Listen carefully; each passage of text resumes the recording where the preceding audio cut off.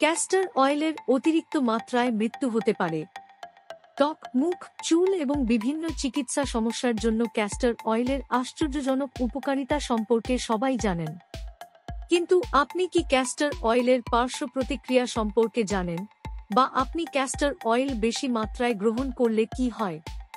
আমরা ক্যাস্টর অয়েলের অতিরিক্ত মাত্রার কারণে ঘটতে পারে এমন বিভিন্ন পার্শ্ব প্রতিক্রিয়া সম্পর্কে আলোচনা করতে যাচ্ছি। প্রথমত, আপনি যদি ক্যাস্টর অয়েলের অত্যধিক মাত্রা গ্রহণ করেন, যা প্রায় ৬০ থেকে ৯০ মিলি ক্যাস্টর অয়েল, তাহলে পেটে ব্যথা, বমি বমি ভাব এবং ডায়রিয়া হতে পারে। দ্বিতীয়ত, ক্যাস্টর অয়েল লাগালে কিছু লোকের ত্বকে অ্যালার্জি, যেমন ফুসকুড়ি বা ত্বকের জ্বালা হতে পারে।